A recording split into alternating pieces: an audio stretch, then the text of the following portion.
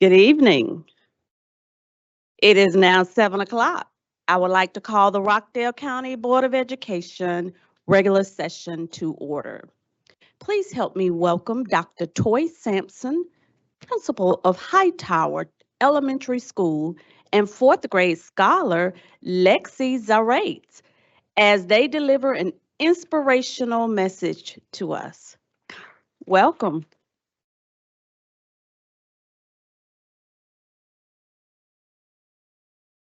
Kim Brown, Vice Chair Duncan, Dr. Oates, esteemed board, cabinet, and visitors. My name, of course, is Dr. Sampson, and I am the proud principal of the trailblazing Hightower Trail Elementary School. And I am here today to introduce one of my fabulous fourth grade students who will introduce herself. Ooh, Good evening. My name is Lexi Sarate and I am in Miss Chavis' fourth grade class at Hightower Trail Elementary School. This poem I will recite is called A Journey of Learning, author anonymous. In the halls of our school where dreams take flight, we gather knowledge and our hearts grow bright. With every lesson and each new day, we find our path and make our way. From ABCs to history's tale, in science and math we set our sail.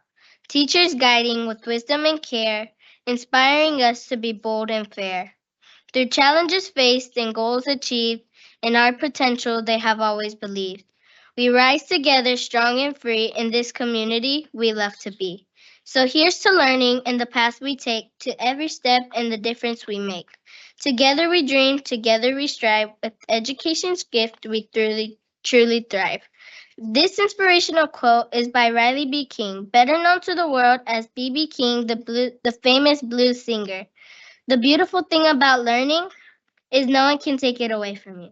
Thank you for listening. I hope you have an amazing evening. thank you, Lexi. All right, please stand, everyone, to recite the Pledge of Allegiance to the American flag. Thank you. I pledge allegiance to the flag, United States of America, Republic stands one nation, under God, indivisible, with liberty and justice for all. Thank you. Now that was a Rockdale County Public School scholar. That's how we do it. Thank you, Lexi. Do I hear a motion to approve the agenda as presented? A motion has been made by Ms. Duncan and second by Ms. North to approve the agenda. Is there any discussion? Yes, Madam Chair, I have a motion to remove item 4 from the consent agenda to new business discussion. Okay. A motion has been made by Mr. Kenny to move item number 4 from the consent agenda. All in favor? Huh? Okay. All right. All right, let's move item number 4. Okay, very good. Now, can I get an approval for the agenda? All in favor? Motion carries. Thank you, board.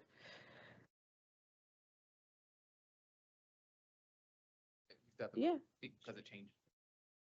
Okay. I would now like to extend a warm welcome to Dr. Corey Williams, who will be representing the accomplishments of the staff and students at Rockdale Career Academy. Welcome, Dr. Williams. How you doing? Good evening, Board Chairwoman Brown, Board Chair Vicewoman Duncan, board members, cabinet, and esteemed guests. I'm Dr. Corey Williams. I'm the principal of Rockdale Career Academy, and I'm going to be talking about the amazing things we're doing at our wonderful institution. So first, I always start with our why and our vision. Our vision is to develop a well-rounded, confident, responsible, and accountable students who aspire to achieve their full potential in a college or career field. And I'm really going to talk about not only our why, but how do we do it and what are we really trying to do at the end? So a question that we have is, as a charter school, we're up for recertification with our charter with the state. And they asked this one question to all of our stakeholders, our teachers, our students, and our RCA board. What do you think RCA is trying to accomplish for our students? And today I'm going to take you on a walk to show you what we're trying to accomplish. So the next thing is I showed you my why. How do we do it? And it's simple. It's equity of opportunity. At RCA, we have a gamut of students that we serve. Everybody from the valedictorian, salutatorian, and heritage, all the way down to a student that wants to come and go directly to a workforce. How do you serve all of these students on this individual continuum? So I'm going to talk about our high achieving students and some of the things that we did to serve these students at RCA. First, starting with dual enrollment in AP. Overall, over the past 2 years, we've added 6 AP courses to our RCA curriculum, including AP Seminar and AP Research, which is our AP capstones, AP Chemistry, AP Literature. We piloted AP African American Studies last year, and we're one of the first schools in Georgia to pilot AP Cybersecurity. Also to the right for dual enrollment, we had dual enrollment classes that were taught by adjunct professors at the institution. We changed to where now our RCA teachers are teaching those classes face-to-face, because coming from COVID, we found that students do the best with face-to-face instruction.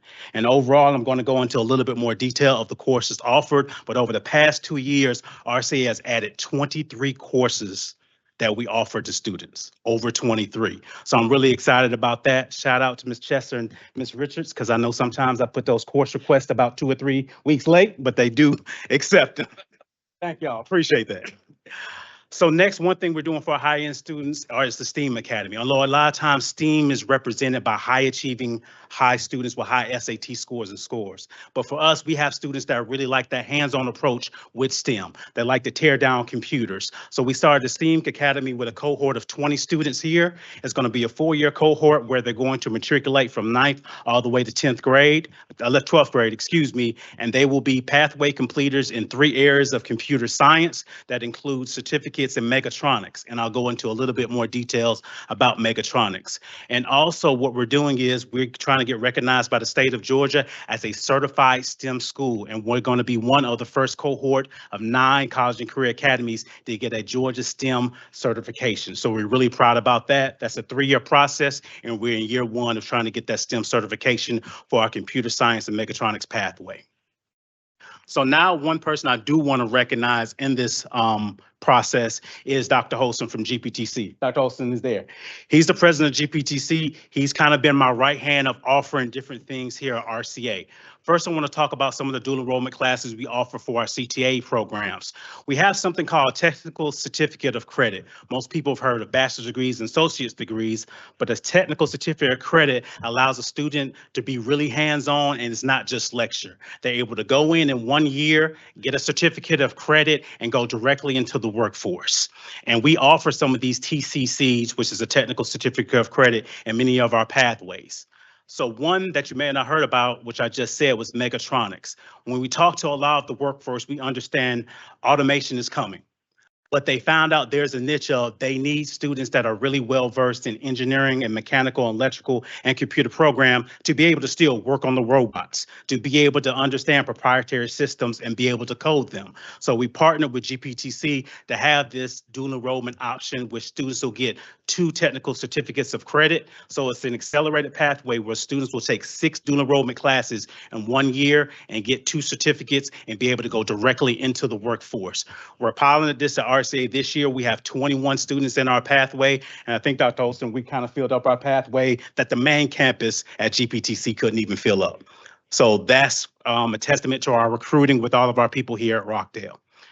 Now, one thing that you have heard is about our HVAC program, and I do want to give a round of applause, and I thank you to the Rockdale Development Authority and GPTC. Both of them donated over $10,000 to help us get this HVAC lab up and running. So I do want to give them a hand clap. Thank y'all. Thank y'all so much.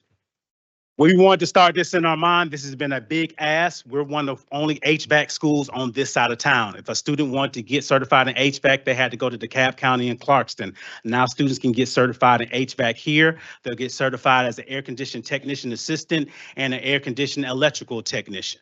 And I thought to myself about the needs and wants of a lot of our adults. I know a lot of times we talk about our children coming from hard backgrounds, and a lot of times their parents are suffering. Their parents need work. Their parents need another opportunity. So I reached out to the parents, not thinking that we may have a lot of interest, and we had a packed house. And right now we're looking at running 2 cohorts of night classes with over 35 adults coming to take HVAC here at RCA. I'm really proud of that. Quick story for one of our students, and it really just touched me. Parent called and said, hey, I wanted my student to take HVAC. He said, and this is testament also to Dr. Zelphine Smith-Dixon and her staff, his mother and his father died his senior year of Heritage. And he said he barely just got through high school, dejected, didn't go to college. And he said when he heard about the HVAC program, he said, wow, I get another opportunity because I felt my senior year, I just didn't care about school because I lost my parents. And his grandma was almost crying on the phone, happy that he was really excited. And he's in our class, he's in our program as an adult learner. And I'm so happy and so excited for him that he's part of this program. I really am. Big thing that we've always had welding, but we did expand it. Thank you, Phil, for helping expand our welding. We have 18 welding bays. That is the most welding bays of any college and career academy in the entire state. And students are able to get their certification in basic shield arc welding and metal arc welding. And students that have graduated the last 2 years, literally at 18 years old, have had job offers of $45,000 and $50,000 in welding. So that's a big thing. And we also have one student that's finishing up their master's to be an underwater welder at LSU. So we're really excited about our welding program. Next, what we want to offer is barbering. So with the barbering, we have our own barbershop that's going to be opening. We're going to do a grand opening for our barbershop. It's called RCA Blades. Also, thank you, Derek Ford. That logo was made during AI. Thank you for not blocking it. Thank you. I appreciate that. All right, good website. So with our barbering, it's a rule of 2. So with barbering, a lot of people don't want to add barbering because they think it's a low income job or they don't think that it's a big high earning. So with barbering, we're just not teaching them haircuts. We call it the rule of 2 with barbering with my instructor. When you leave, you have to have 2,000 followers on your social media to build up your brand. You need to have over 200 posts when you finish with this program. You need to have 20 individual clients. And if you do that and pass your master barber license test, RCA will pay for your LLC to start your own business when you graduate from RCA. You will pay for that. Dr. Williams, how are you going to pay for that? We sell a lot of chicken biscuits. We do. Not during lunchtime. Hope Ms. Dr. Blaine Allen better. We also have an app where you'll be able to go in and book individual appointments for our individual students. And then for the first time, and I work with business services, the students also will get paid. So if you go in for a $10 haircut, RCA Blaze Barbershop will get a commission and the kids will get a check every single month. One student said, wow, I'll actually be able to help pay my car insurance because I got into an accident. So they'll actually be able to book appointments. We're having a grand opening with the chamber on September 24th. And I gave all of you a flyer for that grand opening. Next, we have the Rockdale Development Authority. I definitely want them to stand. Everybody from the Rockdale Development Authority, thank you for y'all. I want to recognize this. Kelly Bitten came to me and said he had $15 in scholarships and grants that he wanted to give to our individual students. And he went on and told me about the program, and he didn't know he had me at $15,000. But with the individual scholarships, he really talked about he wanted to groom and give an opportunity for our future leader students to say, how do they have a passion for economic development and community growth? A lot of times when we have students, they go off to college and they take their talents and they don't come back to Rockdale. So how can we not only groom students and groom talent, but how can we keep here in Rockdale? Because as the governor said, Georgia is the best place to do business. I want Rockdale to be the best place to do business. So what we're doing is we're having an application process where students are able to come in, do a business plan and a presentation about how their pathway could help Rockdale feed into better economic growth, what's their vision, and get some of these ideas from these individual students and students that want to start business here in Rockdale. And with the $15,000 scholarships, we're going to make sure it's equitable. So $5,000 will go to each individual high school, and we'll be having that process here. I just want to thank the Development Authority because they just came down and said, hey, I wanted to get it done, and I want to say thank you. And I also wanted to give Dr. Olson for GPTC and the Development Authority a surprise. On September at the Governor's Workforce Summit, I submitted both of you as business partners for the year in the state of Georgia, and we'll know the winners for that. And they're going to select 2. So I did submit y'all because y'all have been such amazing partners for me. So thank both of y'all again for everything y'all do. So we go back to this question and we have a plethora of things. What do you think RCA is trying to accomplish? And with that, what I want to say, how can it be a transformative statement? And what I came up with is we're trying to change the definition of success in education. Student one, you have a student that went to RCA, went through the vet science pathway, is a top 10 student in high school, Zell Miller Scholarship, UGA grad veterinarian. A lot of times that student is the only students that sometimes shows up in our numbers, gets applauded as being successful. But sometimes you have student number two, a student that goes to GPTC and gets an accelerated career diploma, gets a certificate in HVAC, and owns their own HVAC company. That is success. Student number two, a student that comes to RCA and finishes the construction pathway, gets a high school diploma, gets their apprenticeship at Georgia Power, and now is a lineman. That is success. A student that starts their own entrepreneurship pathway, starts their own business in Rockdale with a high school diploma. That is success. And student number five is in the made up example. We have a student that finished our welding pathway at RCA, got his high school diploma. Right now is a paraprofessional working with our welding kids. He liked it so much, he's going back to GPTC to get his associate's degree, and he wants to be a welding teacher here in RCA. So yes, really excited. All three of these are success stories. And a lot of times student 2 through 5, don't get the limelight. And here at RCA, we're trying to make sure that we talk up these individual students. So just as when we have the students come up and talk about the number of scholarships that we get per year, I want RCA to say, this is how many businesses were started for students that graduated. And this is how many guaranteed salaries that we have, $2, $3, $4 million with an average salary of $45,000. We got to make sure we scream out these successes for these students to understand that there's another path and another way. And student 2 through 5, the most important thing, they have zero debt when they come and do it. Yes, they have zero debt. I love it. And I got one more thing or things, because anybody know me, I'm always pushing and doing more things. We are trying to partner with GPTN because they're trying to open an electric vehicle facility across at the Restoration Storehouse. We're looking at having our automotive students go straight across the street to the Restoration Storehouse. They get a certification in electric vehicles. We're also partnering with the Congress City Council to pursue free EV charging stations at RCA. And finally, RCA, we've already raised over $2,000 to add a 1-year nail tech program here at RCA for our ladies or gentlemen that want to be part of the nail tech program their individual senior year. So even though we've done great things, we haven't stopped here at RCA. And one thing I do want to shout out is I really want to shout out Board, our cabinet. Even though I have all these ideas, I have to come to them. And everybody, if they know me, I talk fast. And when I call them, I probably got 62% of the idea together in my head. But anytime that I always call them, they always say yes. They always say, Corey, is it good for kids? Yes. And just get back to me with the details. And I just want to shout out the cabinet for always supporting me in everything that I did. Thank y'all, cabinet. I really want to shout out. Thank you. And I couldn't do this without shouting out my teachers. I have the best individual staff. And yes, it took me 2 minutes to get off the floor with that picture. But I have the most wonderful staff, I have the most wonderful APs that allow me to go into the community and make an individual difference. I love my job, and I tell anybody that I would love coming to work and loving in Rockdale. 2 things I always chase in my life is culture and bosses, and I love being here at Rockdale County Public Schools. Thank y'all so much, and I'll see y'all later.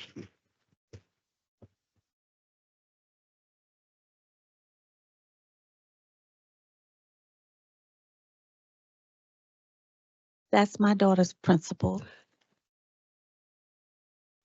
All right, what's on next? Cindy Ball, the Chief of Strategy and Innovation. Come on forward. She will honor our staff and students. And Dr. Oates, you and Vice Chair Duncan, would you please join me? Thank you.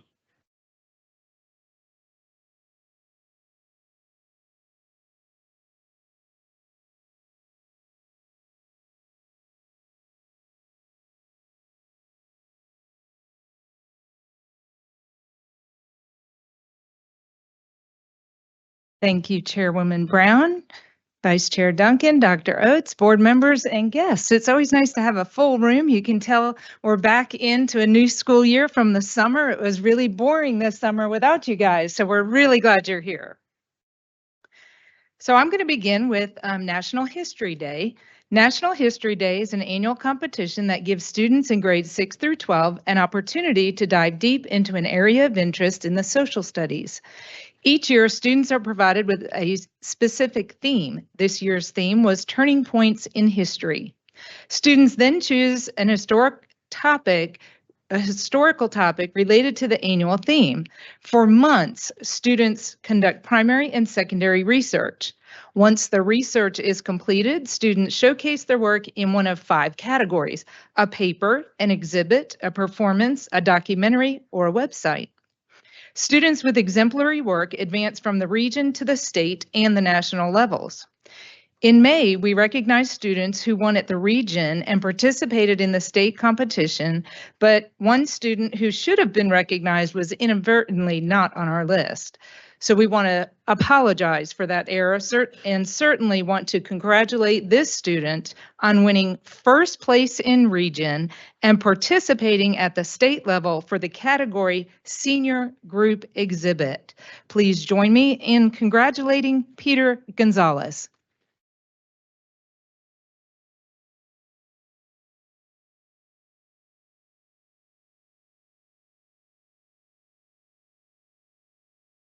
Peter, if you'll join us for a picture here.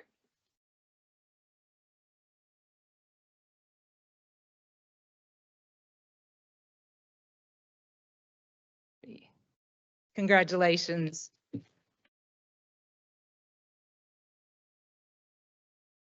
And certainly, if anybody wants to come up behind me and take pictures, you're always welcome to do so, but we will put the pictures that I take on our social media, so you're welcome to grab them there as well.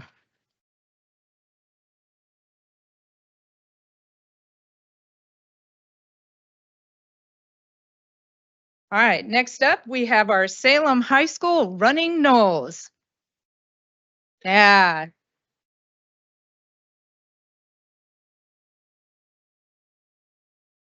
So I'm going to talk, I've got a lot to say about you guys. So you can sit tight, and then when I call your name, come up front, and when everybody's up here and your coaches are up here, we'll do a picture, okay?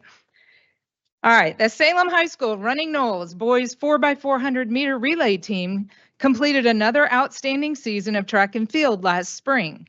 During the regular season, they went undefeated in all their regular season races. Milesplit.com had this relay team ranked in the top 5 4x400 relay teams in the entire state. The team wrapped up the season with a back-to-back 3A Region 4 championship, along with another back-to-back GHSA Sectional B championship, qualifying them for the 2024 Georgia High School Association 3A Track and Field Championship for the 2nd year in a row. They finished 5th place overall, representing the Salem community and Rockdale County with GHSA All-State honors. So the first team member that we will recognize and bring up first also had an undefeated regular season in the 300 intermediate hurdles and was ranked by Milesplit.com as one of the top 3 hurdlers in the state. He dominated the regional championship with a first place finish. He also won the GHSA 3A Region 4 Championship Male High Point Award. He went on to win the GHSA sectionals and finished in the top 6 at the state meet, which earned him GHSA All-State honors. During the season, he also competed in the Archer New Balance National Invitational in the 400 intermediate hurdles, taking 2nd place with a time of 55.2 seconds, which ranked him in the top 10 400-meter high school hurdlers in the United States. This past summer, he continued his dominance by winning the USATF 17-18 age group Georgia State Junior Olympics Championship in the 400 intermediate hurdles, as well as winning the USATF 17-18 age group Regional Junior Olympics Championship. This qualified him to compete at the 2024 USATF National Junior Olympics that was held at Texas A&M University in July. He finished in 6th place overall with a personal best time of 54.3 seconds in the 400-meter hurdles and is now recognized as a USATF National Track and Field All-American going into his senior year. That warrants applause.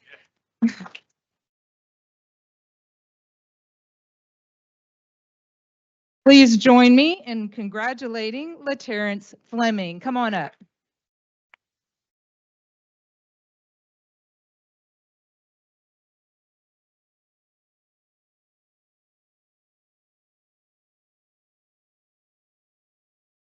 Joining LaTerrence on the 4x400 region champion team and 5th place state winning team, Jacoby Davis.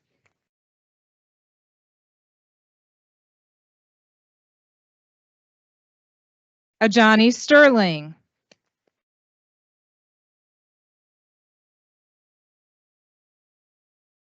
Caleb Williams.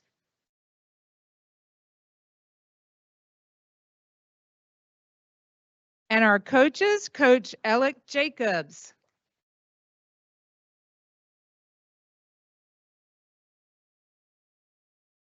Coach Delvin Denham.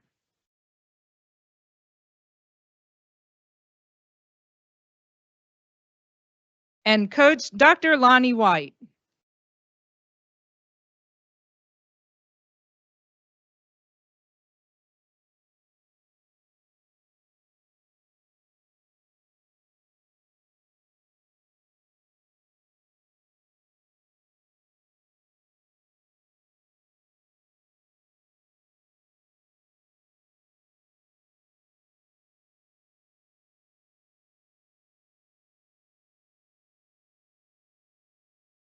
I have to move this back. Sorry. Bear with me. Okay.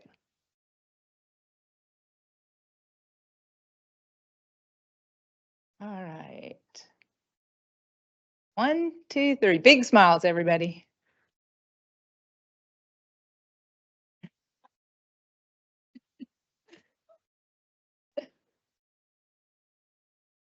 All right. And if you guys can just close the gap just a little bit. There you go. Perfect. Perfect. Okay. Let's try this again. 1, 2, 3. All right. Congratulations.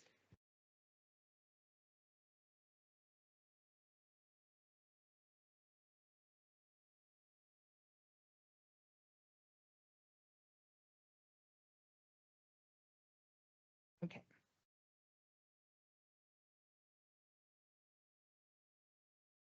The Office of Professional Learning, Superintendent Dr. Oates, and the Rockdale County Board of Education are proud to recognize the following individuals for their successful completion of the 2023-2024 Rockdale Educational Academy for Leadership.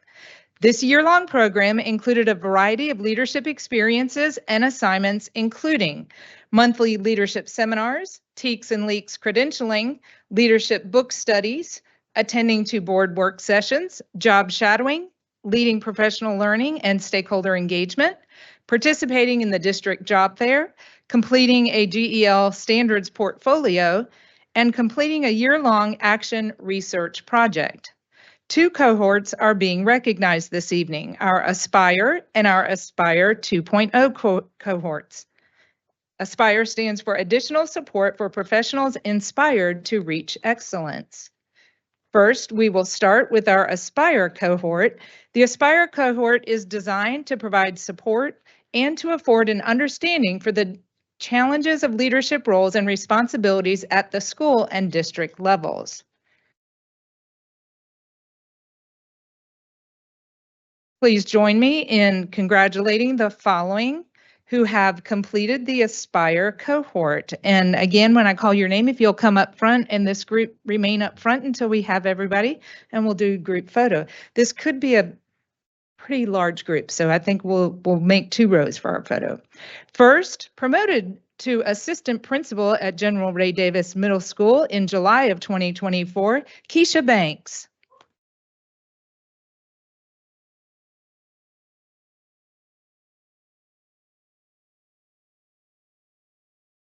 From C.J. Hicks Elementary School, Oya Benton.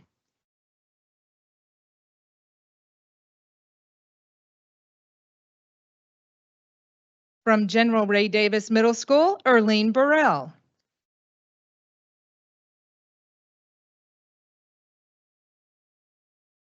From Conyers Middle School, Dr. Angela Hardman.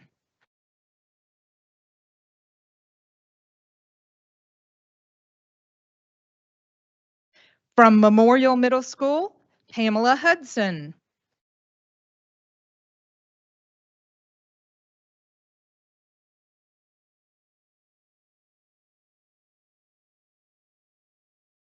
From Conyers Middle School, Corey Hunter.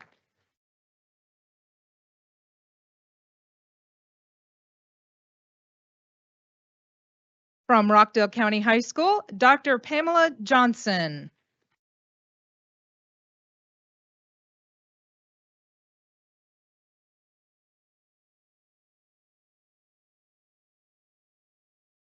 Promoted to school-based instructional coach at Flat Shoals Elementary School in July of 2024, Robin Johnson.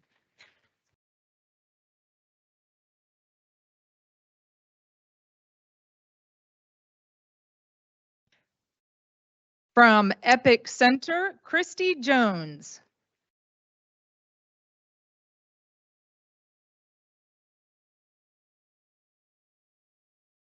From General Ray Davis Middle School, Joel Joseph.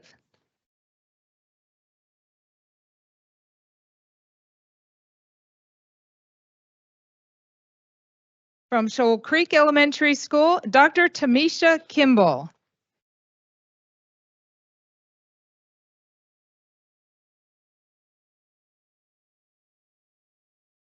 Promoted to assistant principal at General Ray Davis Middle School in July of 2024, David Miller.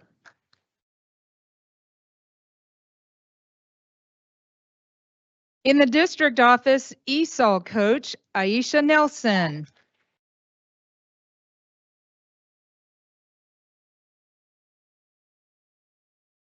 From CJ Hicks Elementary School, Dawn Smith.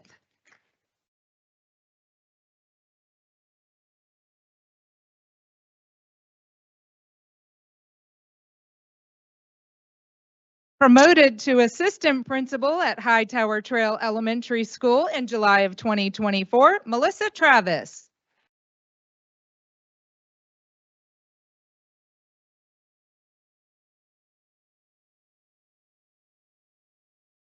Rounding out our Aspire cohort from Conyers Middle School, Lakeisha Wallace.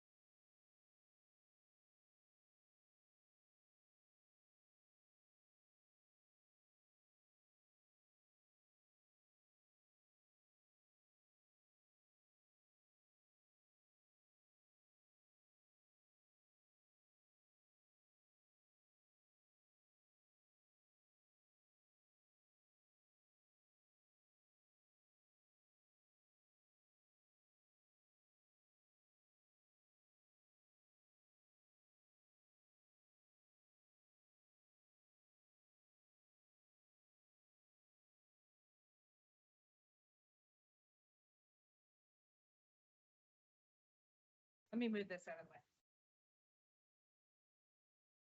That better?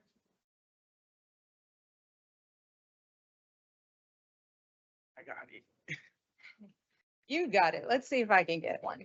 Okay, everybody looking right here. And big smiles. 1, 2, 3. Congratulations.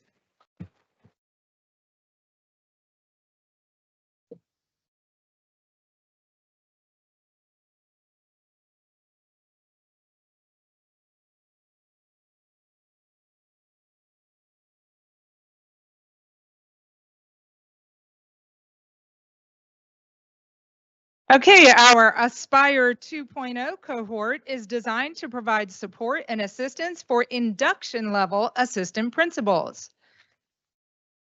Coming to us from Rockdale County High School, Ronnie Banyard.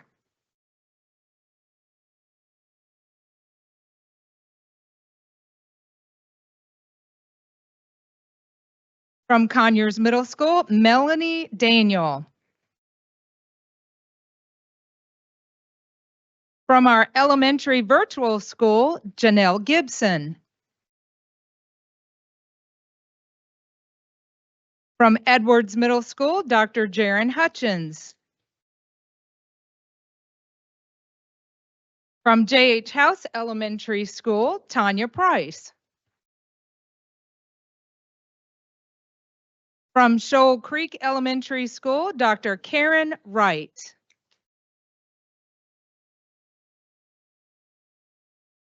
Also from Rockdale County High School, Dr. Jermaine Gleaton. From Peaks Chapel Elementary School, Haiti Daniel Knight.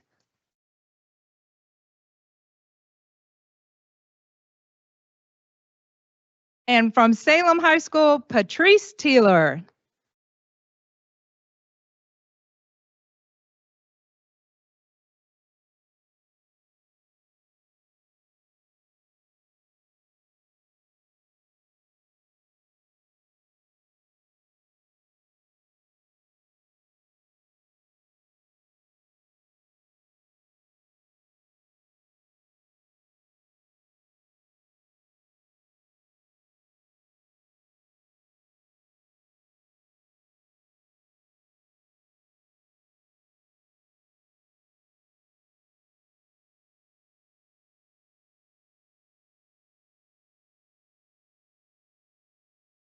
At this time, I can't hear myself. Okay.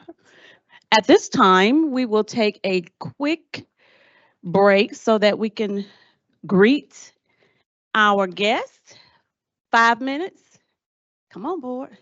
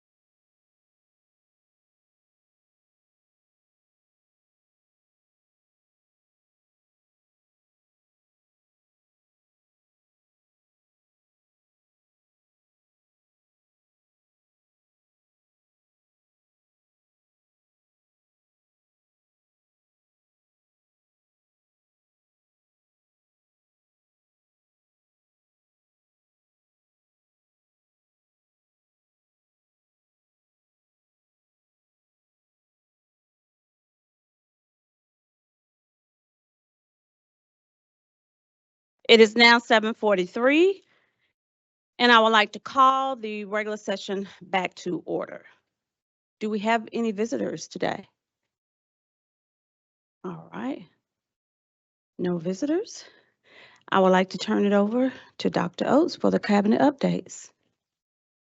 Thank you, Madam Chairwoman, and to our Vice Chair and our distinguished board members, Executive Cabinet members, Board Member-elect I see in the audience, Mr. Cox, as well as all of our attendees.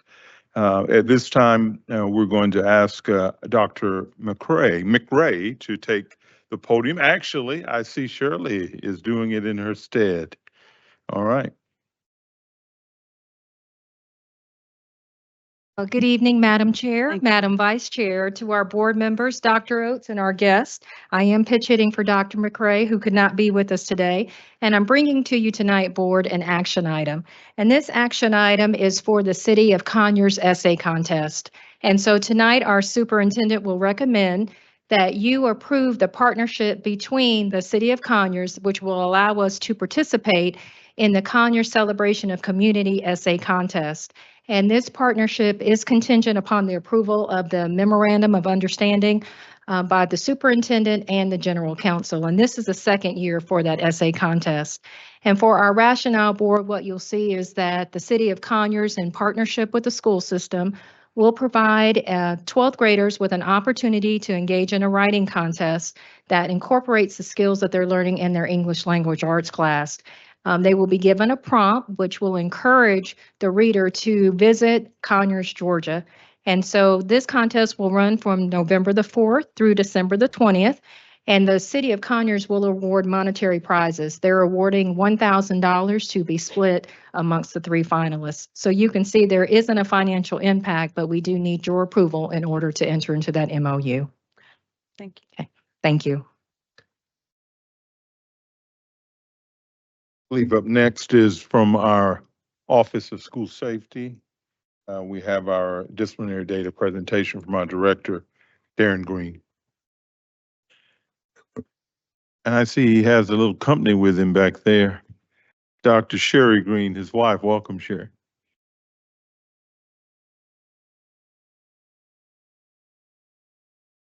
Good evening, Chairwoman Brown, Vice Chairwoman Duncan, members of the board, Superintendent Oates, Board Member-elect. Good evening, I'm Darren Green. I'm here to present our overview of our school safety discipline for last year. I'll try my best to answer any questions that you have, but I'm here just to communicate the information as put into IC by our building leaders. So last year and this year, we will continue on with our no-cost commitments. We consider this our pillars of school safety with our IDs, internal and external IDs, as well as our internal and external doors being closed. We believe in our doors being closed and locked during classroom instruction, and this has truly worked for us. We were ahead of the curve on the Georgia mandate or the law that passed for lockdown. So we were ahead of the curve doing lockdowns well before this and having our doors closed and locked during classroom instruction. We also would move forward this year, as we did in years past, with the checkmate system, with having visitors check into our checkmate system. This also gives us a prompt and the possibility there may be someone that attempts to come into one of our buildings, be it the county office or one of our schools, that's possibly on the sexual offender list. And also all substitutes will wear a district issued ID. We deployed OpenGate last year over 140 times, and you'll see below some of the items we found on the dates that we found them in the OpenGate system. Also this year, as in last year, we will move forward with our clear book bag expectation for our football games and our basketball games to ensure that the items like the one to our right that was found at one of our high schools last year where the student tried to come into one of our football games does not come into our football games. So all of our secondary schools, middle and high, will be doing OpenGate for football and basketball events. Student discipline data, elementary schools, again, this always seems to happen to me. Again, our base mark for the 22-23 year, comparing the same to our 23-24 year. No change with the 1.14 fights, no change to cause of harm and mental anguish to school employees. We were down with knives, down with our total of incidents, and referrals were down with 30, and our students were was a slight increase. Elementary school data as well. Disruptions, we had a significant increase to our disruptions in our school and our elementary schools. Assaults was no change, and you'll see L1 and L2, and that speaks to the level.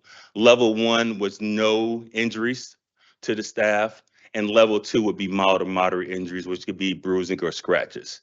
Decrease in our aggravated battery on school employees, decrease in our fights, increase in our batteries, and this is student against student, no change for our group fights, all the way down to our drugs, no change in our vaping. We did see an increase in vaping in our elementary schools last year compared to the 22-23 year. 1.11, taking, shoot, or loot pics. Decrease possession of illegal images, no change, no change. Bullying, we saw a decrease in that. All the way down to possession of creating, viewing porn, decrease, no change in gang activity, no change in molesting or rapes on our campus for elementary schools. And Darren, for those, if you go back for those last two categories, which would be high priority disciplinary infractions, of course. Yes, sir. You said no change, but there were no infractions the previous year of those sort, and no Absolutely. infraction occurred. Absolutely. So there's no change. So there are 0 the 22-23 year and 0 for this year. And then these will be the action steps to eliminate, reduce the occurrence of code of conduct violations in our elementary schools, continue with full implementation of MTSS, RTI, PBIS, SEL, maximize school-based counseling support services, encourage our participation in clubs and extracurricular activities, utilize our mentoring services. School safety personnel are back reassigned into our elementary schools. Again, this year, continue to deploy OpenGate weapons detection systems inside of our schools and continue the use of clear book bags. Again, same thing for our middle school data, comparing our 22-23 year as a baseline for our last year, 23-24. Knives, we were seeing a significant decrease. Possession of hazardous objects, no change with 1 incident. Our fights are 5.1 fights. This is a one-on-one fight.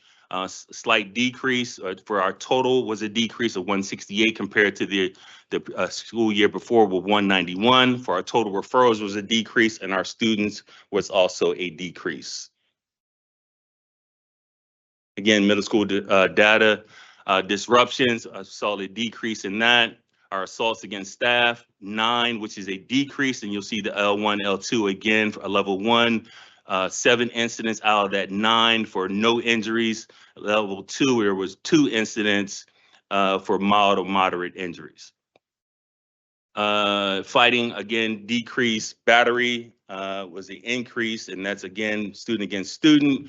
Group fights, a decrease in our middle schools with 3 compared to 5 the previous school year. Tasers, a decrease. Handgun, that was an increase, and that was a student at our alternative school. That data is also included in this. Knives, more than 2 inches, a decrease. Mace, a decrease. BB guns, no change with 1 found. Drugs, a decrease. And vaping, a decrease. Again, middle school data, shooter loot picks, an increase. 3 the previous year, 5 last year. No change for our possession of legal images. Aggravated battery was down. Bullying, a increase to the previous year. Last year, 4, so we went up 2. No change in perpetuate bullying, cyberbullying, a decrease. Possession view of porn was a decrease. No change for gang-related activity, and no change in molest or rape. High school data, again, the same as we did with elementary and middle. Narcotics or drugs, I'm sorry, why does this keep skipping?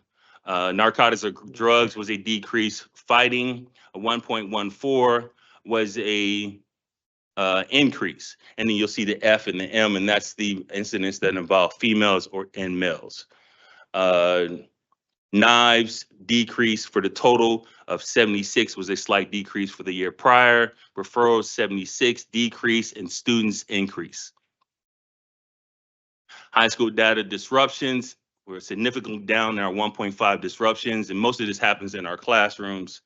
We decrease. Assaults physical staff, a decrease. Again, you'll see the L1. That was no injuries compared to, again, the last year or previous year was a L1, but we had 3 more incidents. Aggravated battery on school employee decrease. Fighting decrease. Battery, student against student decrease. Group fights increase. Significant increase in our high school 7 to 22-23 year compared to last year with 24. Tasers, no change with 1. Handguns, 1. And that was the item that you saw on the screen for that was attempting to go into the football game at one of our high schools. Mace decrease, BB guns decrease. Drugs on campus, we're seeing a decrease with that, and vaping, a decrease as well. Director Green, if you would, because you've mentioned it a couple of times because it was shown as a picture for one of the slides, talk about what happened that led to the discovery of the attempted carrying of the weapons into the stadium. Absolutely. So one of our high school games, Friday Night Lights, a student senior actually was I'm understanding was a very good senior, over a 3-point GPA, attempted to come into one of our high school games and did not have a clear book bag when we changed the expectation to all clear book bags coming into our football games. A check of the student's book bag revealed what you saw, and I'll go back to it. What you saw is extended magazine with over 30 rounds in it. Another magazine, I believe, had 15 rounds in it. You'll see a laser on the firearm, and as well, what's not shown is he had a ski mask as well. So our open gate and our clear book bag systems are working for us. And that was an example in which the fact that that it was not a clear backpack immediately got the attention of the administrator who was on duty. And she and the SRO, of course, pulled the student to the side. So I remember, of course, I shared that with the board at the time, but that's an example of these safety enhancement measures working as they were designed to work. Absolutely. Secondary school action steps for high schools, continue with full implementation of MTSS, RTI, PBIS, and SEL, maximize school-based counseling service, encourage participation in clubs and extracurricular activities, utilize our mentoring services, connect students with caring, positive adults.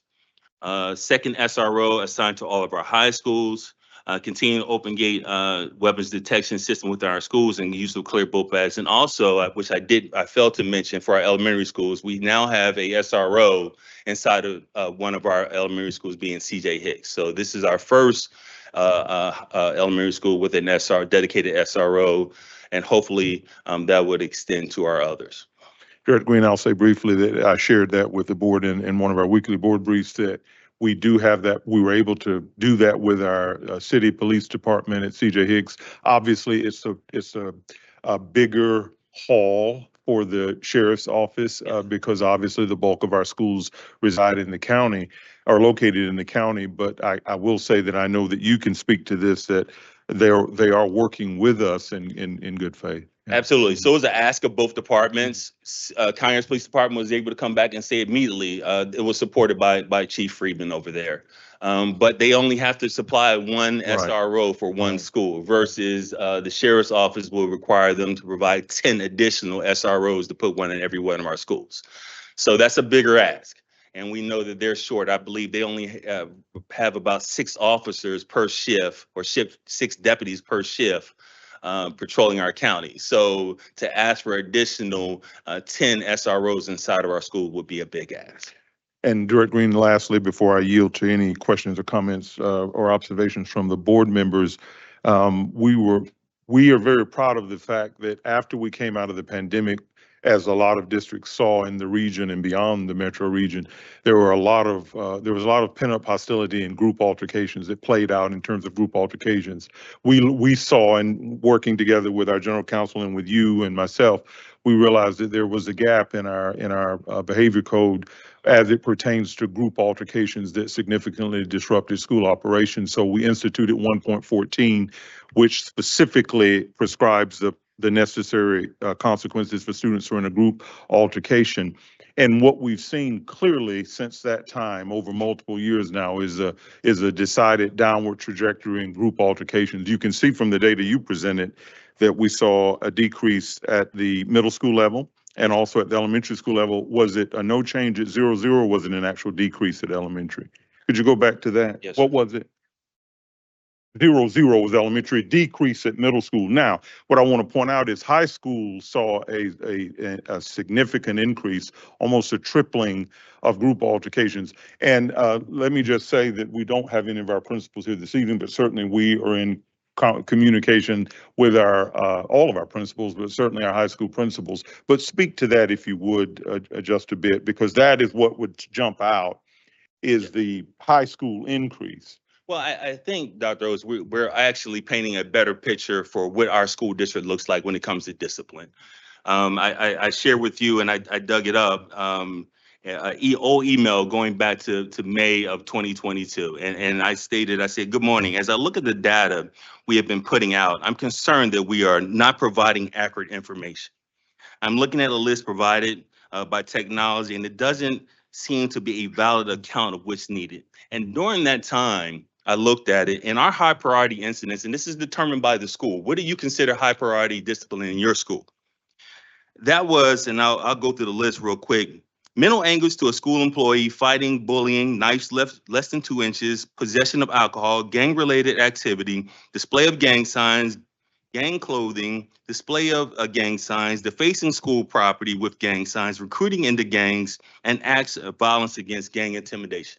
And not that I discount those things or think they're not important, but I don't think that presents a broad view of what's truly going on in your schools. So with that, I provided a recommendation to Dr. Oates of what I thought that we should be looking at. And from there, we adopted about 30 different things that we consider high priority discipline, to which we're showing you today to get us a full picture of what's going on in our school. And I think it's with that we're able to make true assessments about what's needed, about whether we need to have school safety personnel go from the elementary schools to the middle school, or from the middle school to the high school, whether we need a second SRO inside of our schools, whether we need to do something about 1.14s when we came back from the pandemic. It was as much as it has gone up last year to the year before, the number a couple of years ago was worse than that. So that 1.14, adopting that helped out with that and kept down on the amount of 1.14 group fights that we had. We see a lot of skipping where people were going to Bonner Park from one high school. We changed the matrix to tackle that, to say, okay, if you go off campus into the park, this is what's going to be the outcome for you if you're caught hanging out there. And they were down there doing things that they shouldn't be doing. Dr. Oates, I commend you and I salute you for being open to changing our matrix and doing what's needed and necessary to keep our students and faculty and staff safe. When I came, one of the things you told me was fix it. And you said, you'll know. And you'll know when you get to know. And I'm proud to say I haven't gotten to know yet. I've gotten to maybe not now, or let's wait, or let's talk about it, let's think about it. But we were ahead of the game. We were the first school district in the state to have open gate weapons detection system. We were one of the very first school systems in this region to do a clear book bag policy. We're one of the very first to have clear book bag policies at our athletic events. So we are trying to meet the needs of having a safe school environment for our students and our staff. We're not going to be perfect because our students will always be students. But what we can do, we are trying to do each and every day inside of Rockdale County Public Schools. Total of all RCPS schools, again, baseline 22-23 to 23-24. Skipping is our major incident inside of all of our schools. You'll see the significant increase. Fighting, we're seeing saw a decrease. Intentionally making noise, a decrease. And the total you'll see is an increase over the year before, and which is saying to me that we have more students or less students doing more incidents. So if we have a decrease, then it means that we have more students that's being referred. ISS, a decrease. OSS, a decrease. ISS, again, some of days, a increase. And OSS was an increase as well from the previous school year. Darren, there were two things I want to point out: vaping, Yes, sir. and then the group altercations. This is important, and they represent opposite ends of the K-12 spectrum, because we saw an increase in vaping at our elementary schools, and we saw an increase in the group altercations at our high school. One of the things I'll share is that I think our board knows that, and Cindy knows this, having been around for a long time, as are others on cabinet. Our practice, I should say, practice is the correct term, has been not to, when we're talking about this important data, whether it's achievement data or disciplinary data, not to target a particular school publicly. That's not what we're trying to do. We're working with those individual schools very intensely based upon what the data says, whether it's achievement data or disciplinary data. But one of the things I can say and still keep with that longstanding practice is that what we discovered in peeling back the layers of the data was that those vaping infractions disproportionately occurred at one elementary school. Yes, sir. And so what we were able to do is to go to the assistant superintendent who was assigned to that particular elementary school, and she was able to go to the principal, and they had some serious debriefing, the entire administrative team, in fact, to get and to put together a plan about how they would address that. And it involved, as an example, our school counselor, right? That's one of the things that we needed to do, because, and it involved outreach to parents, because further data showed you could, in terms of where those students lived. So you can see, you can address it as maybe a community issue as well. On the group altercations, what we saw is that too disproportionately that occurred at one high school, not exclusively at one high school, because all high schools had some incidents of group altercations. But again, the assistant superintendent addressing those issues with the principal in question so that we can provide the appropriate support, right? And sometimes that, and I can tell you in general, that involved revisiting your supervision structure, particularly during transition times when students are changing classes, when some students are moving to the cafeteria for their cafeteria assignment.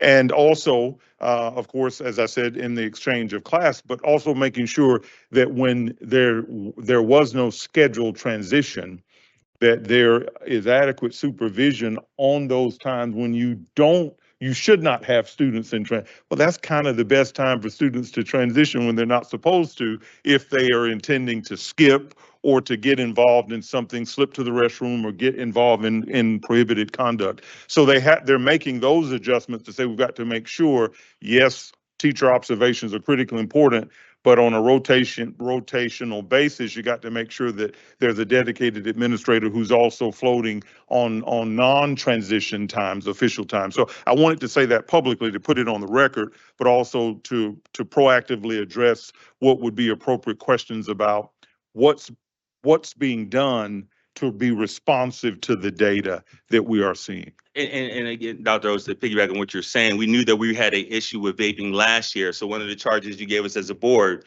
is how we're going to handle this and how we're going to take that on. Well, we know our counseling services had town halls with the sheriff's department about vaping. Right. I went to the Department of Health website and downloaded the award-winning posters for middle and high schools in Spanish and English and put them around our high schools. So just doing things like that and being reactive to the data that we're seeing is helping us as well.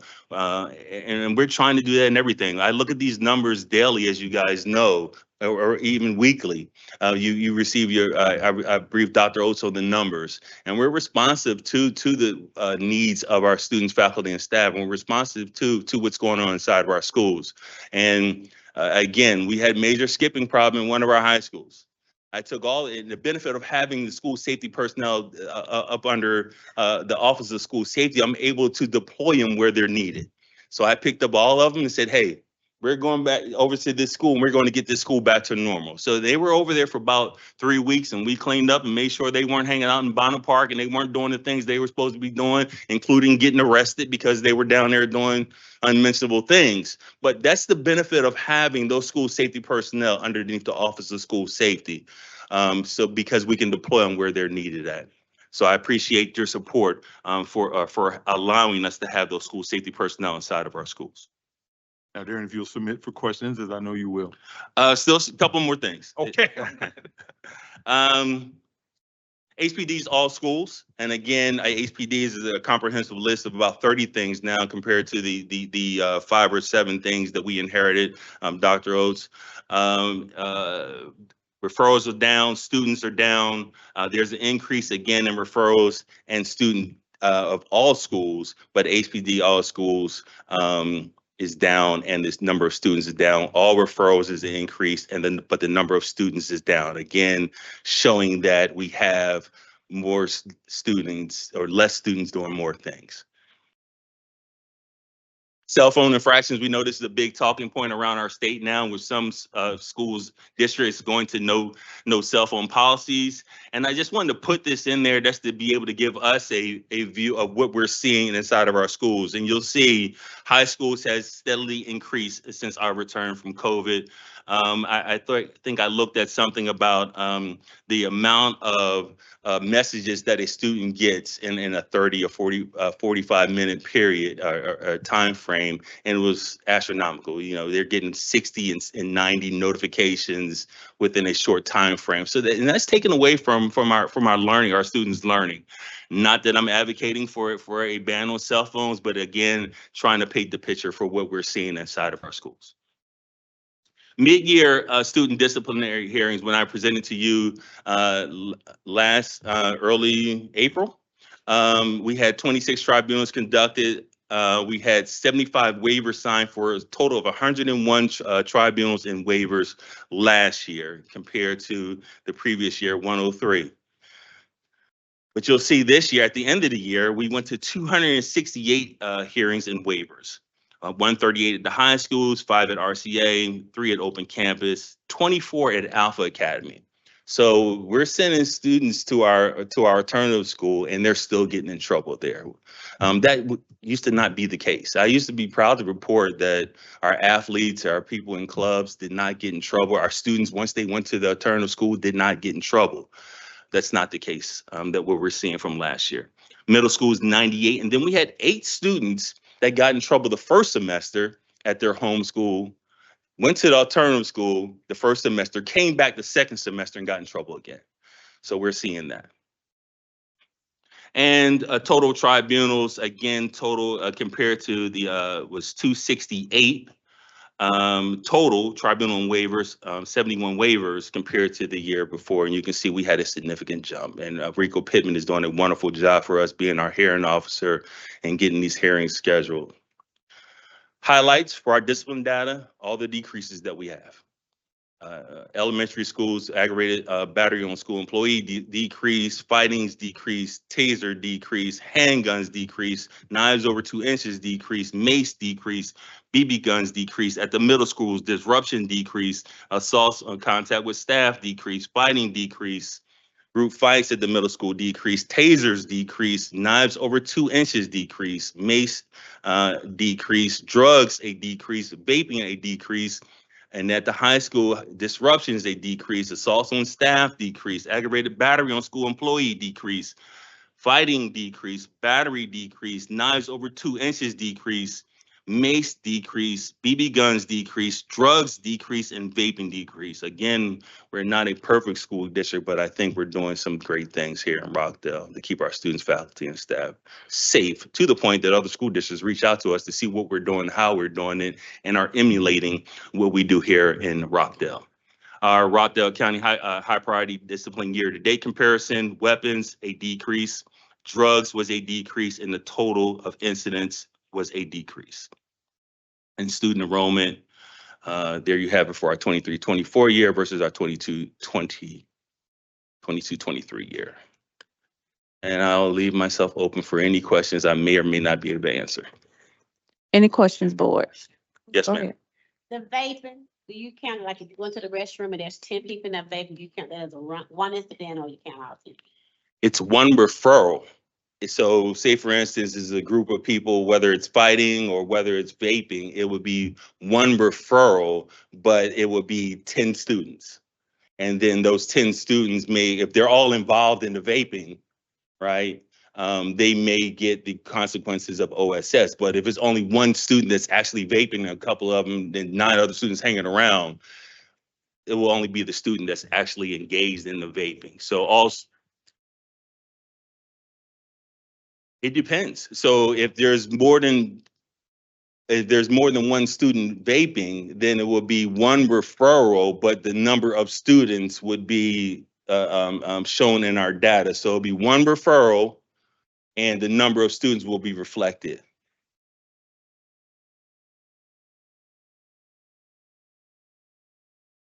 So I'll go back and hopefully that may help us.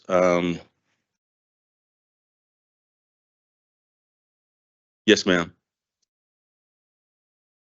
Yes, ma'am. It'll be one incident, but it'll be one referral, right? One referral.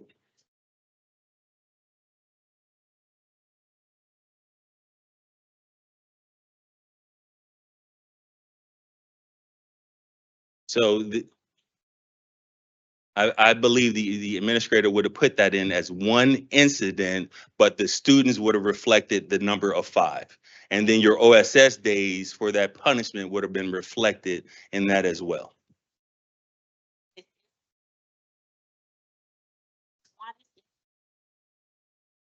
Yes, ma'am. So, And that's the same even for a group fight. That would maybe one incident of a group fight, but there may be 5 students involved. But each one of those students will receive their individual punishment, but we would only count that as one incident.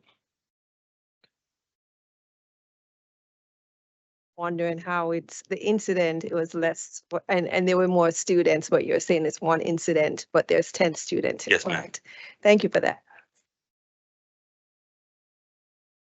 Any more questions, board? Yes, ma'am. Opinion on the almost double amount of batteries in the middle schools? Great question. And Darren let me clarify for those who are listening on, are we talking about the student to student? Is that what you're referencing? Yeah, that's the student to student, is it not? Which one again? She said battery, middle school. Middle school, it was went Come from like back to that slide. 68 to 115, if I remember right. Hang on, I'll find that. For high schools? I'm No, looking middle. at it. She's in It's middle. 5.3 middle school. Battery, it went from 68 to Is that it 115. right there? Unfortunately, I can't really speak to the why. School safety, we more deal with the what. What's happening in our schools? We respond to our schools and try to get our schools back to a state of normal.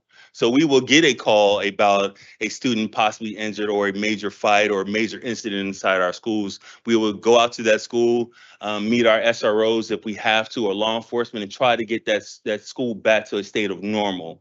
Our building leaders will probably be able to speak more to the whys about why they're seeing what they're seeing, but I'm probably just prepared to speak to the what and what we're doing to try to get our schools back to normal. Do you see that kind of equal across all of our middle schools, or is it mostly focused in one? Each one of our schools are unique in itself, whether it's elementary, middle, or high. We have some schools that have more problems in one area and less in another. And I can't really speak to, again, the why that's the case. Again, as Dr. Oates mentioned, that number of incidents with the elementary school and vaping primarily came from the same elementary school, where none of our other elementary schools had very little or no incidents, right? And that would be the same for our high schools and our middle schools. When we're talking about individual data, it may in fact be one school that's showing why we have this increase. It may in fact be one school that's showing why we have this skipping problem, right? But our building level administrators will probably be able to better answer the And Mandy, why. I can certainly follow up on that as well, because that was just one indicator that I was very keen on the vaping, because that's been a focus. But I'll take a look at that and report back to say, what does that increase reflect? Was it disproportionately one middle school that accounted for it, or was it equally distributed? So, yeah. Right, exactly. Our weekly discipline report speaks to the individual schools, and I don't want to Right. talk about Certainly, individual schools in this forum. Certainly, yeah. I have a question, Madam Chair, is that okay? I think I saw, if you can go to the high school, under the group altercation, where we're seeing that increase, I think there was an increase, right, in group altercation at the high school level? Yes, ma'am. Do we know, is that any particular time, beginning of the school year, end of school year, just all through the year? Is it one school? Do we know the reason? Because it had went down at one point. And now with the trend of it going back up, do we know the reason that we're seeing an increase in that now? We are seeing, and I can probably speak to this probably more than the fighting or this classroom disruptions, because of course, we're definitely going out on these types of incidents when we have multiple students involved or engaged in something like this, and more than likely law enforcement may be involved also. We are seeing a lot of off-campus incidents come onto campus. We're seeing a lot of social media incidents that's affecting our schools. We had a group chat at one high school communicating with two other high schools about what we're going to do when we see each other. And it's 3 different high schools involved in this group chat. So social media plays a big part in a lot of this. But a lot of things, and I knock on wood, this year, this has probably been our most successful year upon return to COVID. And I was just waiting on day 1, day 2 that we were going to have some major problems, because in years past, well, when I see you first day of school, it's going to be some problems, and we didn't have that. But we had it in the past, and normally incidents that happen has nothing to do with about the school. It has everything to do with something that happened off campus that's impacting our school. But they come together. They come together. And it's very convenient. They come together. Right. And then they make up. All right, I think that's it. Madam Chair, may I? Actually, Okay, go ahead. but he can go first. Go ahead. No, you're fine. Go ahead. I'll yield to Janie, and I'll go next. Go ahead, Janie. Okay. Mr. Green, thank you for the presentation. Thank you, ma'am. One of the things you mentioned was that there was an increase in disruptions at the elementary level, right? That aligns with feedback that we got from our students with the Georgia Student Survey, the last one in May. And there was a recommendation, well, let's say this says only 37% of our students in grades 3 through 5 agree that behavior often and always support effective teaching and learning, right? And I look at the action steps, I see the same action steps from the previous year.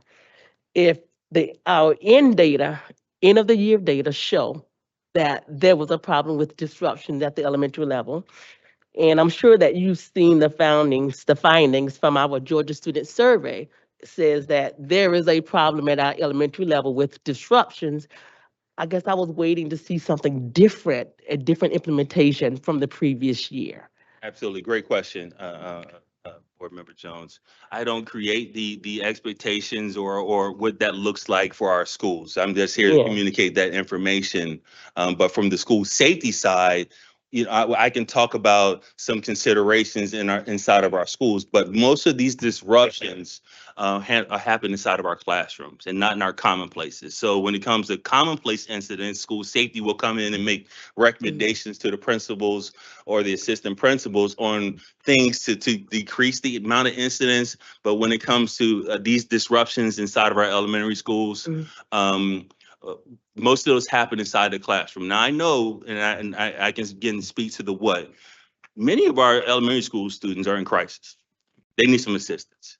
We're constantly responding to the same number of students or the same student multiple times a week, a day, to the point we had one student grabbed his mother by the braids and slammed her head to the desk and said, "I'm not afraid of you," inside of one of our schools. And these are the types of students that we're seeing across our elementary schools. Again, I can't speak to the why, but I can speak to what we're seeing when we show up. Okay, Dr. Oaks, I would like to follow up on what new implementations are we putting in place? Because if the end of the year data is saying there's a problem, the feedback we got from our stakeholders said there's a problem, so we can't do the same thing and expect different results. And listen, I think that's a fair assessment, but what I would say is that it's often the case that there are certain things that we can do that are going to always be things that we should do, right? And it's going to positively impact a number of students, but it may not impact all students. And I think that gets to the issue, because you said exactly what I was going to say, which is because when we have these major disruptions, the relevant assistant superintendent will notify me and brief me fully on those instances. And what they have disproportionately been at the elementary school level are students who are in crisis, or students who may be already being reviewed closely to see if there may be, along the tiered system, or there's some additional supports that they need. So in that sense, one of the most important things we can do is to implement our MTSS process with fidelity. And that's not on anybody's timeline. That takes time as you're moving through and responding, monitoring the response to interventions that students may be manifesting for different issues. But so I would say that we're going to tend to see those same things, but it doesn't mean that we're not addressing the individual student's needs, because most of those instances, I know from being briefed by the assistant superintendents, who in many instances are in the building at the time, and that's just a function of the fact that they spend so much of their time in their schools, that it is through that tiered process of supports. Some of those students are in the process of being evaluated. So there are a number of these factors, and you're right when you talked about the health survey data from the students, and that's very important because we look at that as part of our overall data. I actually married that to our discipline data to kind of get a sense of students' perception. One thing that I was very pleased with is that at every level, certainly at middle and high school level, students said that they felt safer at their schools this year over the prior year. That was from the Georgia Student Health Survey 2 data. But yeah, so strategies, we need to customize the strategies to the specific issues that students are seeing. I don't know that that's going to always show up here, other than I don't know if you had the MTSS process. Maybe you did, Darren, I'm not sure, but that's part of it. That's a significant part of it. That's a required part of our response to students and student issues. But let me just say, this is happening at the school level because the assistant superintendents are speaking to the principals, the assistant principals, the counselor, where appropriate, social worker, and they're drilling down. I don't know that that's in what you indicated as some of the things, but those could very well be there and would be accurate to what our people are actually doing to address the disruptive behaviors. Absolutely, Dr. Oates and Board Woman Jones. I can, and then this is personal knowledge. I know a handful of students probably make up about 30 of those incidents because I see the same students all the time. Yeah. And I can't speak to the 300, but I can speak to what we're seeing when our principals are calling for assistance, when our principals SRO has to put a elementary school student in handcuffs.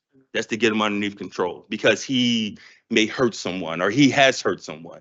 We had one elementary school last year that I believe the principal, the school safety personnel, and the nurse all had to go to Concerta to get checked out because they were injured. And this is one student over a couple of times that had incidents inside of the school. So I know personally, I can't speak for the 300, but I can speak to there's quite a few incidents related to a few students in our school district. And my second question, I'm going to let that one go. I just happen to be an MTSS, and that's what I do. I write tiered plans for students. And in being an MTSS, one of the things that I know that if you have all of the issues with the discipline are not MTSS issues. And that's what I was hoping to hear, that there was something being done at the school level. Maybe there's a new implementation, maybe Say you're, that again. maybe there's a new implementation, maybe you're providing additional training. Maybe we're allowing the rules and the consequences to be the rules and the consequences, to where we're saying that this is the consequence, you violated this policy, this is your consequence. Oh, I can assure you, I can tell you that a number of those elementary students have been suspended, of course, and that would, right. It's yeah. very hard to punish a elementary school student. I will say that, unless they do something very significant. So I brought my trusty matrix with me, and I know, Boardwoman Jones, you asked for a copy of this. Yes. But at a 1.5, any act that disrupts the orderly conduct of a school functioning, disrupts the orderly learning environment, or possesses a threat to health, safety, welfare of students, staff, others, includes the disruptive behaviors on school buses. Now, our secondary schools have a different set of discipline we can apply to them in elementary schools. So our elementary schools, level 1, review of discipline code of conduct, school classroom and expectations with the student.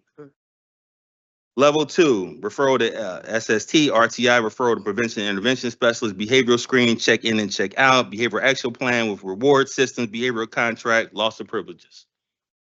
Level 3, referral to SST, RTI, referral to P&I specialist, behavioral screening, check in, check out, behavioral contract. That's it.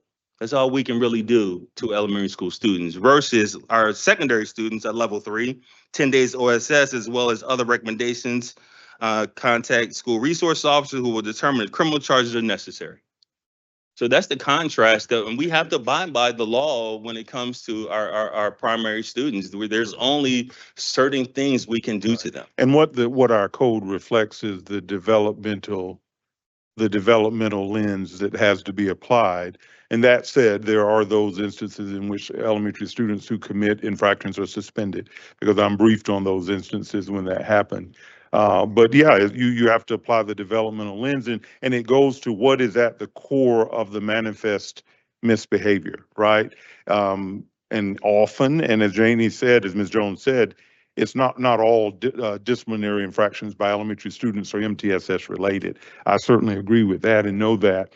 And however, that's part of what we have to entertain when we're going in and drilling into the particular student, because those incidents to which that is referring, we did see, obviously, as the data reflects, an increase at the elementary school level. I sat through many meetings with my assistant superintendents for elementary schools having that discussion, and them sharing with me, we're clearly seeing that increase, and in most cases it was connected to the fact that those students were being looked at, or the issue prompted them being looked at to see if there were some additional needs that needed to be addressed, if there were some deeper issues at play with those students, but not all of them. Some of them just inappropriate disruptions in classroom, to which those students would be disciplined consistent with our student behavior code as aligned to our matrix. And if the student has an IEP, there's even less. Oh, sure, There's even absolutely, less you can do. absolutely.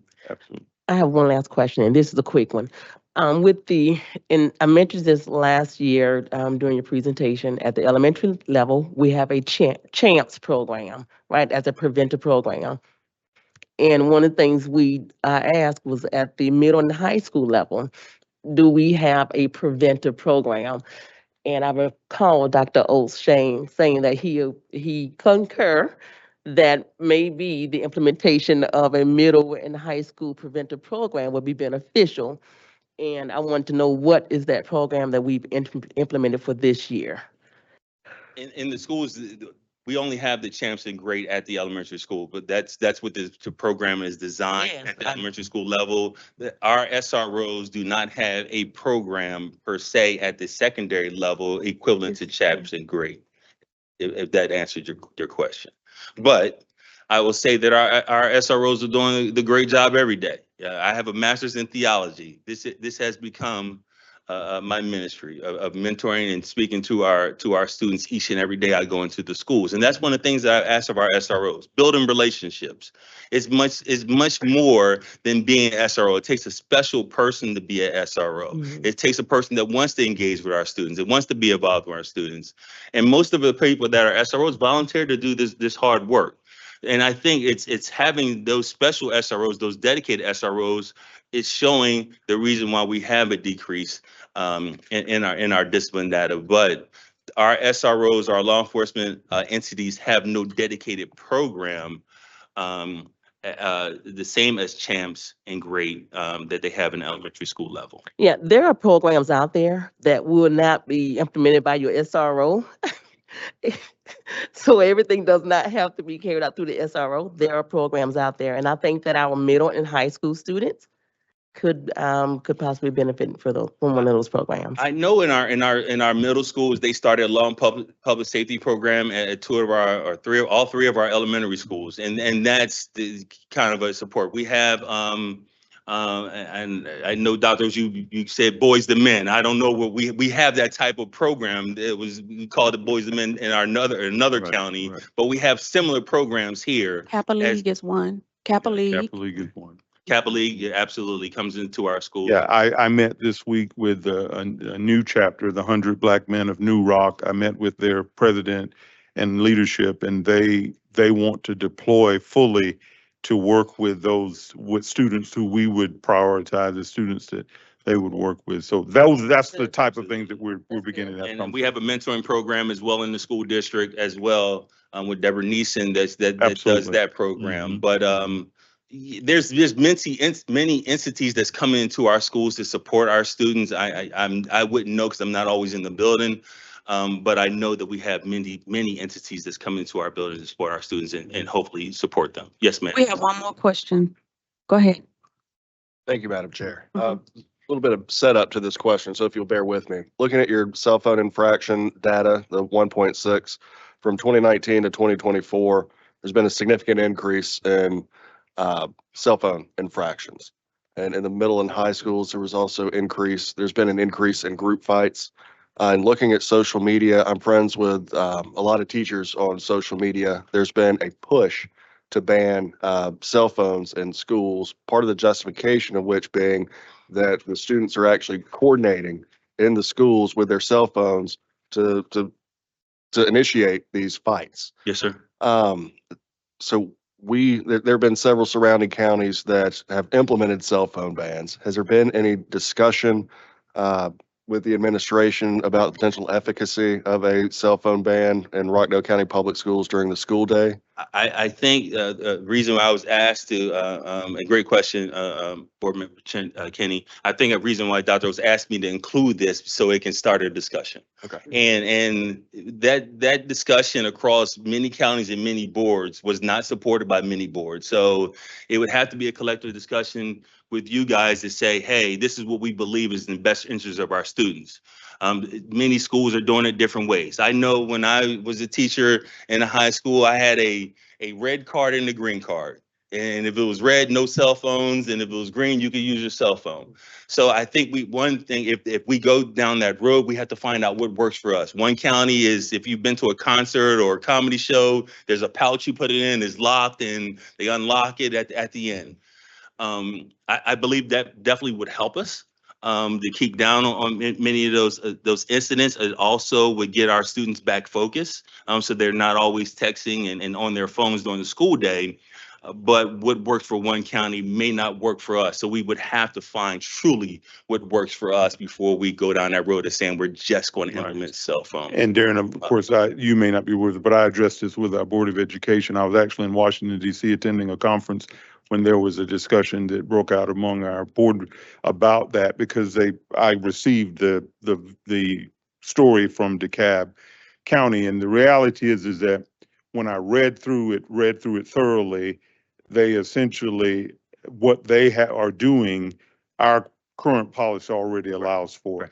And that is that, and I clarified that in case there was any ambiguity. I sent email correspondence to all of our principals and made clear that they know that within and I cited our policy, that they have the discretion to restrict cell phone use at their school. Now, what I will share with you is that I don't know of many school districts in the region that it's a true ban. It's a significant restrictions, and that's what we have. Now, I will tell you, as the superintendent and chief executive officer of the school district, I don't currently support a total ban because I think there are some safety issues that are wrapped up in the ability to have access to a phone. Students, they are not just, during instructional time, but that's when they're exchanging classes as well. And obviously those students who have extracurricular activity participation that extends well beyond the school day.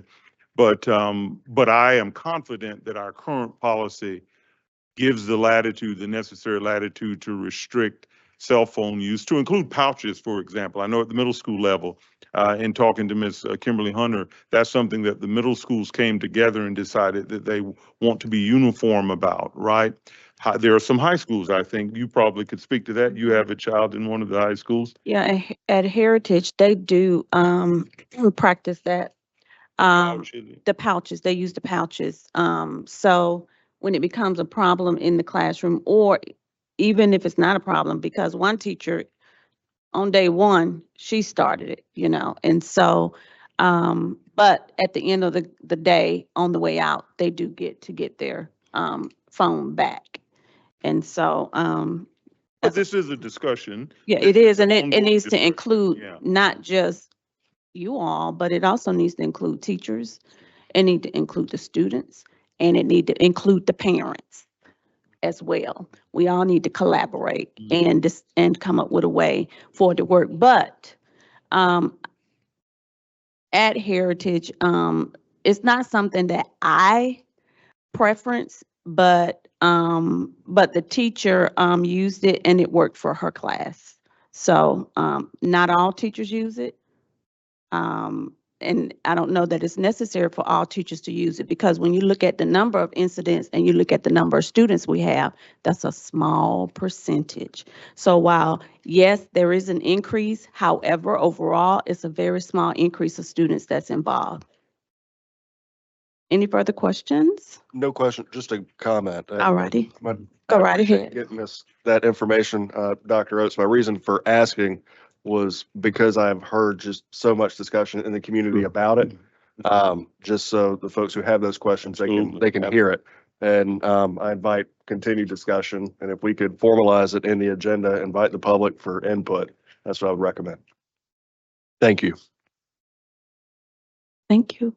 Thank you. Mhm. Joyce? No.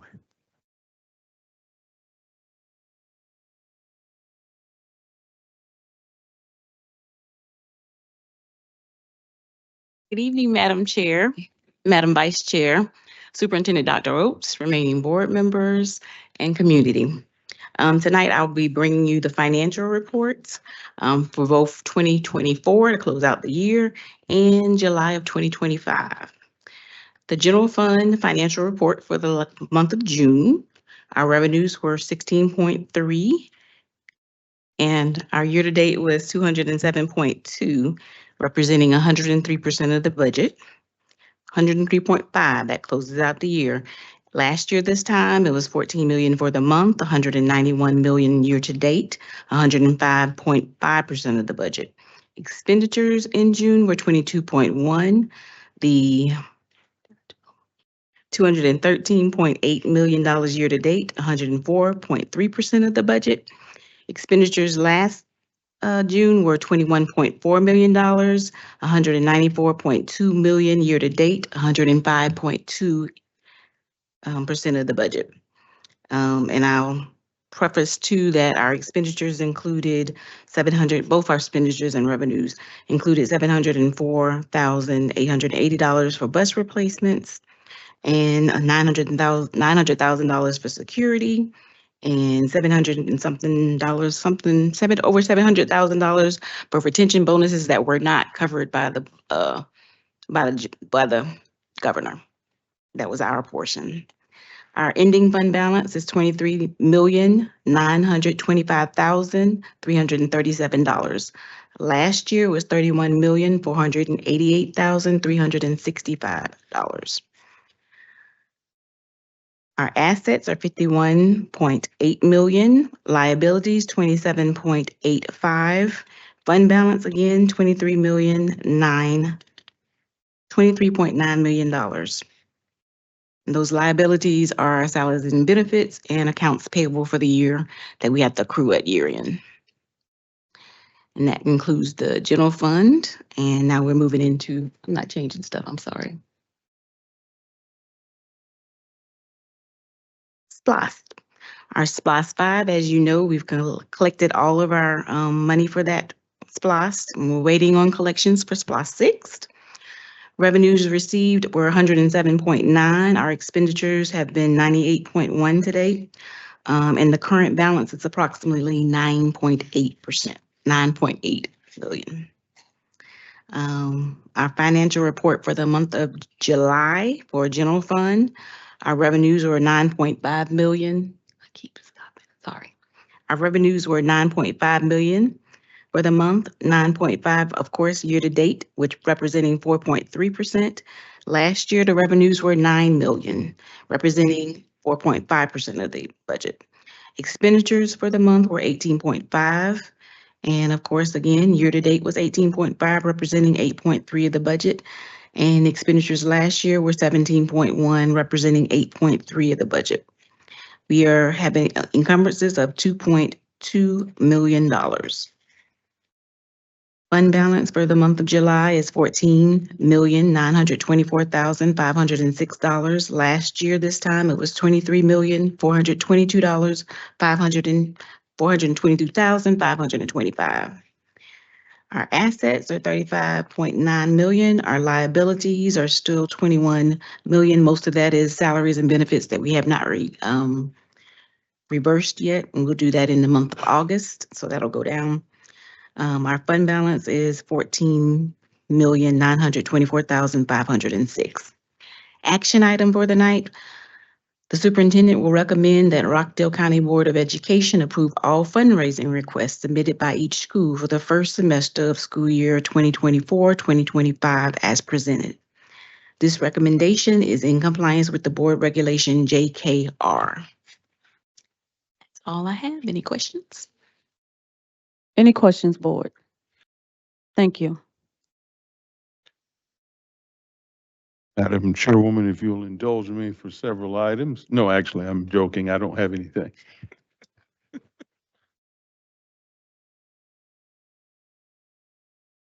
Please review the important reports that the cabinet has uploaded under the information section.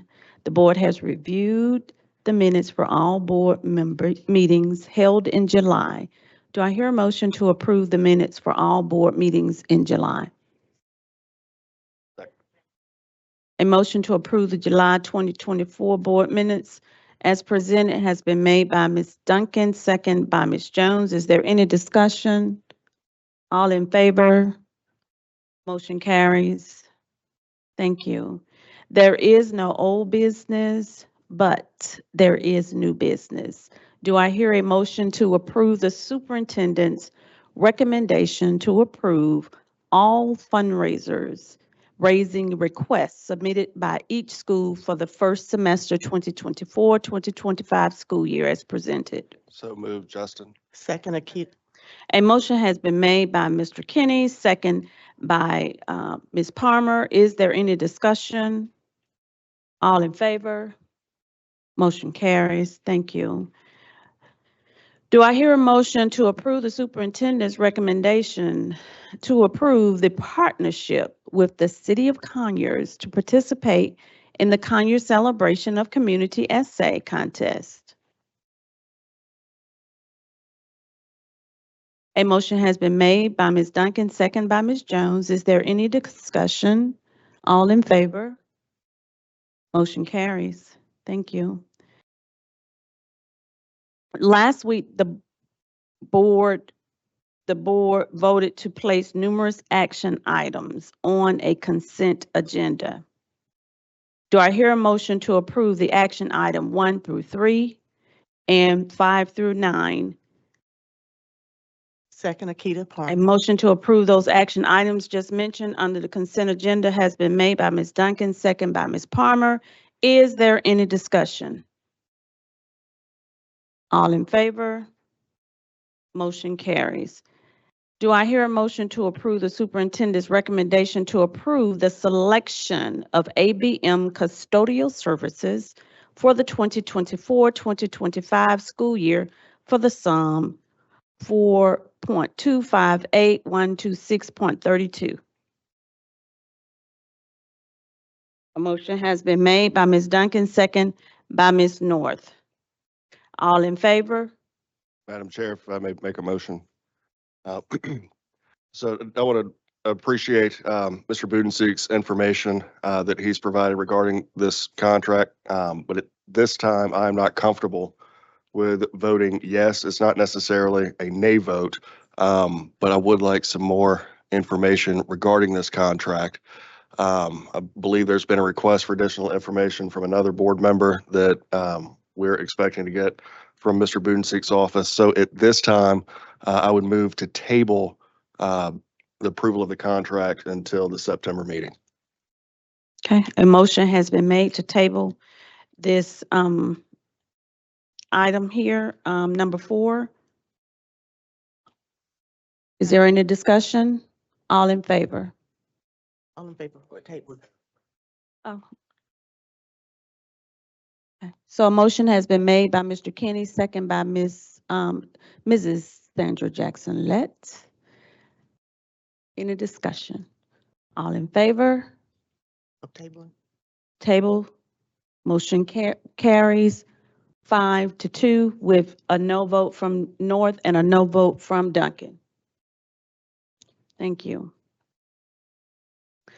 There is no board discussion. With no further business to discuss, do I hear a motion to conclude the meeting? So moved. Justin. A motion has been made by Mr. Duncan, second by Ms. Jones to conclude the meeting. Mr. Kenny. It is now 8:49. We are adjourned. Thank you. Good night, everyone.